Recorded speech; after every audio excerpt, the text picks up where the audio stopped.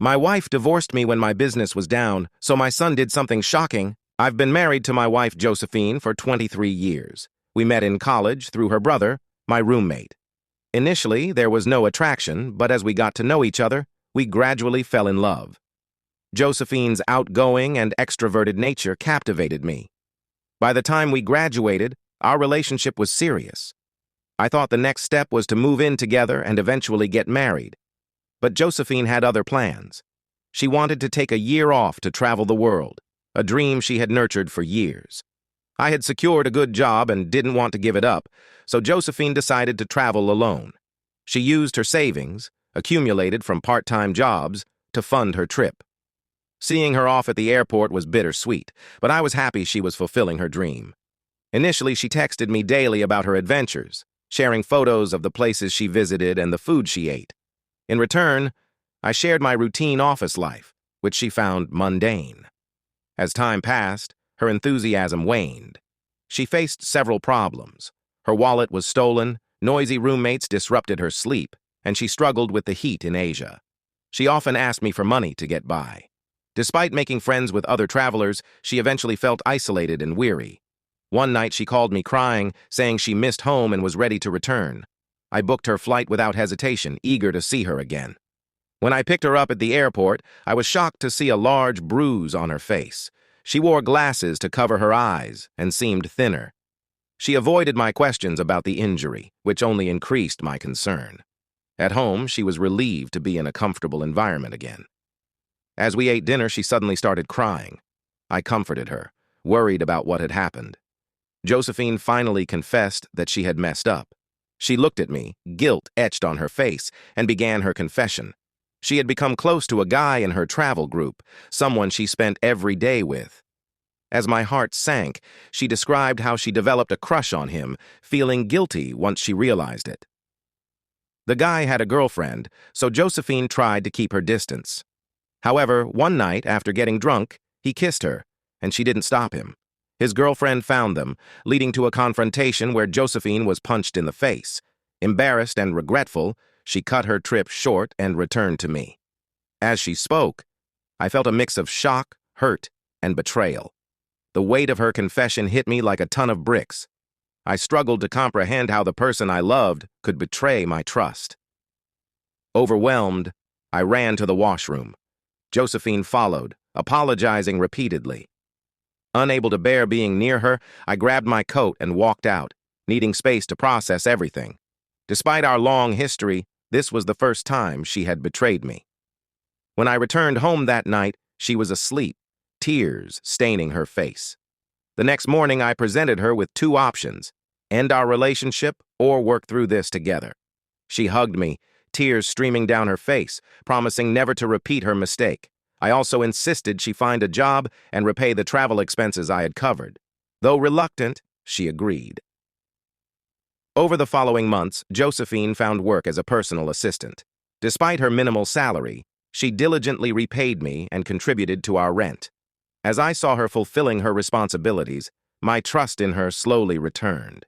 We worked on repairing our relationship, and I began to fall in love with her smile and laughter again. Our bond grew stronger as we met each other's families. Eventually, we discussed marriage. While Josephine wanted a traditional wedding, I proposed using the money for an extravagant honeymoon instead. She loved the idea, and after a small ceremony with close friends and family, we embarked on an adventure together. Traveling with her was a joy, and each morning felt like paradise. Upon returning home, rejuvenated, I realized the importance of pursuing my dream of starting my own business. Inspired by our travels, I finally had the courage to go for it, understanding the value of time and freedom. I discussed with my wife that it was time for me to take a risk and leave my job to pursue entrepreneurship.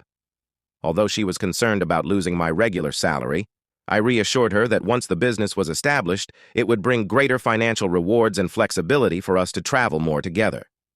I even mentioned that if things went well, she might not need to keep her job. Josephine agreed, and I submitted my resignation letter, excited to start this new chapter. Building the business was challenging, but I eventually succeeded.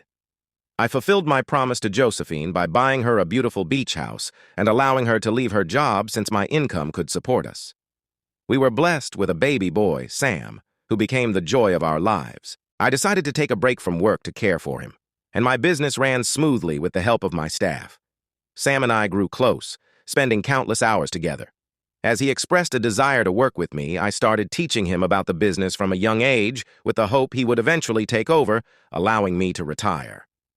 Everything seemed perfect until last year when I discovered Josephine was taking antidepressants. She initially reacted defensively, but later admitted feeling bored and depressed in our marriage, despite our regular date nights, vacations, and comfortable lifestyle. Josephine and her therapist suggested an open relationship to introduce excitement into our lives.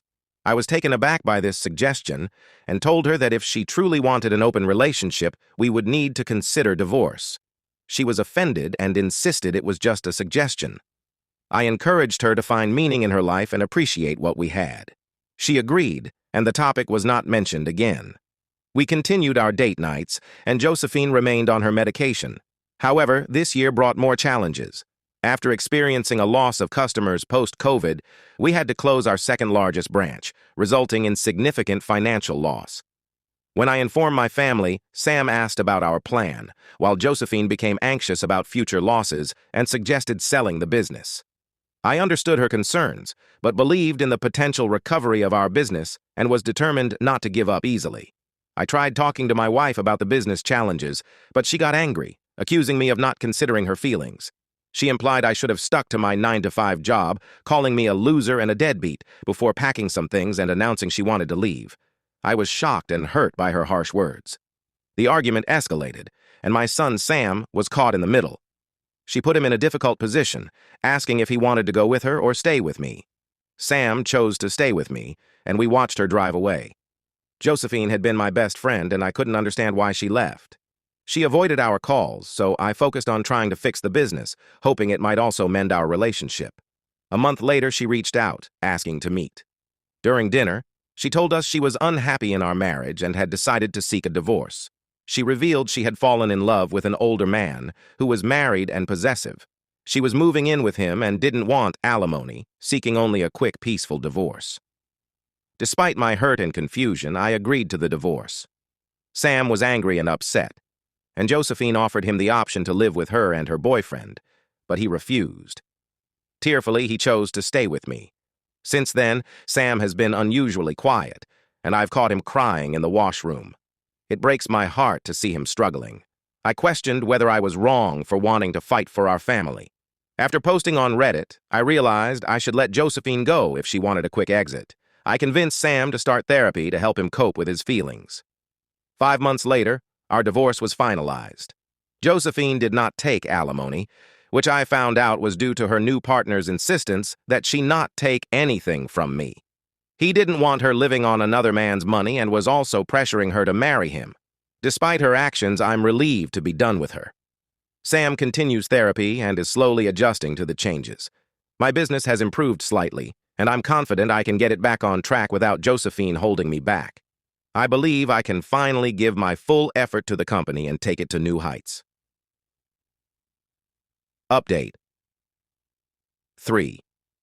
Today, I discovered that Sam had visited his mom.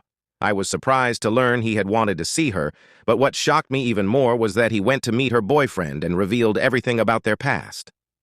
Josephine called me in tears, accusing me of orchestrating the situation and claiming Sam embarrassed her. I was bewildered, as I had no idea what she was referring to. When Sam returned home, he explained that he wanted closure and to teach his mom a lesson. He reached out to her saying he wanted to meet, which excited her as she thought he had forgiven her. During the visit, Sam told her boyfriend about how Josephine had walked out on us and cheated on me, even mentioning that she had cheated before we married. Sam believed that Josephine might cheat on him as well. I can only imagine how upset Josephine must be, especially given her aim to secure her future with her wealthy new partner. Sam felt relief after confronting his mom, as he finally shared his feelings and frustrations. I decided not to punish him.